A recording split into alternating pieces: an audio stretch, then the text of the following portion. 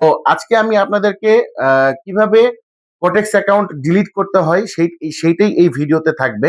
ভিডিওটা বেশ ইনফরমেটিভ হবে। কেউ টানাটানি করবেন না, পুরো ভিডিওটা দেখবেন। আশা করি ভিডিও থেকে ভালো কিছু একটা আপনারা মানে ভিডিও থেকে ভালো কিছু একটা পেতে যাচ্ছেন। তো আপনাদেরকে যেটা জানাবো যে আমরা কোটেক্স ব্রোকারে ট্রেডিং করে থাকি।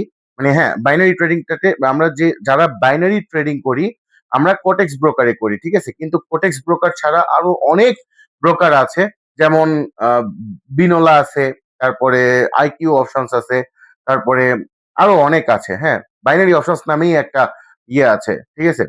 তো বিভিন্ন ধরনের প্ল্যাটফর্ম আছে। তো আমরা তার মধ্যে সব থেকে বেস্ট একটা প্ল্যাটফর্ম, বেস্ট একটা ব্রোকার বলতে পারেন কোটেক্স, ঠিক আছে? যেখানে আমরা রেগুলারলি ট্রেড করে থাকি এবং এখানকার পেমেন্ট অপশন, তারপরে উইথড্রল, ডিপোজিট সব দিক থেকেই মানে সুপার সুপার, ঠিক আছে? তো সেই জন্যই আমরা কোটেক্স ব্রোকারটাকেই বেশি প্রায়োরিটি দিই এবং এইখানেই আমরা বাইনারি ট্রেডিং করে থাকি।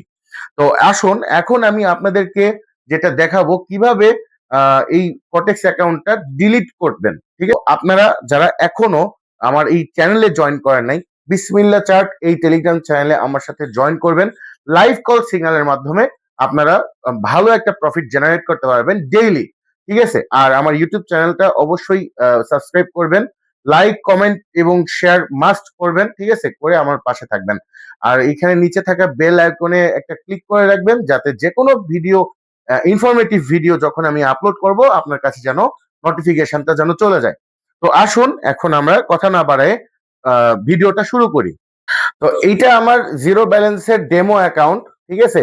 তো এইটা কিভাবে ডিলিট করতে হয় এইটা এখন আমি আপনাদেরকে দেখাতে যাচ্ছি, ঠিক আছে? তো প্রথমে আপনার পূর্বে মানে যে অ্যাকাউন্টটা আছে, ঠিক আছে, ওই অ্যাকাউন্টটা আগে লগ ইন করবেন, ঠিক আছে? লগ ইন করার পরে এরকম একটা ইন্টারফেস আসবে।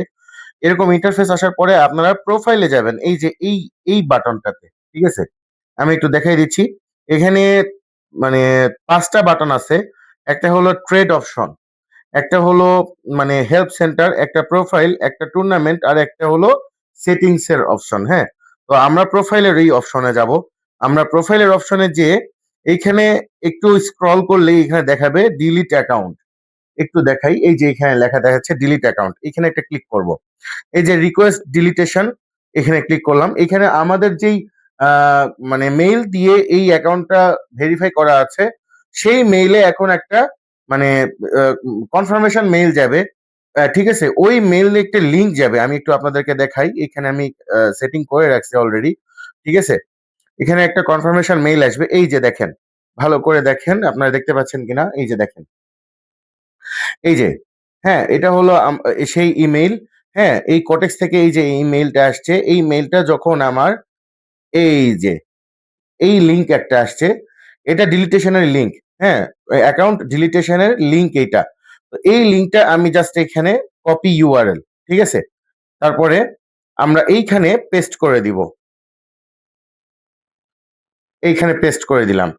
তারপরে এইখানে পেস্ট করে দেওয়ার পরে এইখানে আমরা এন্টার করলাম, ঠিক আছে? অ্যাকাউন্ট ডিলিট হয়ে গেল। এই যে অ্যাকাউন্ট, দিস অ্যাকাউন্ট, এই ইমেইল দিয়ে তৈরি করা যে অ্যাকাউন্ট সেটা সাকসেসফুলি ডিলিটেড। একটু ভালো করে দেখুন, ঠিক আছে? তো অ্যাকাউন্ট এইভাবে ডিলিট করতে হয়।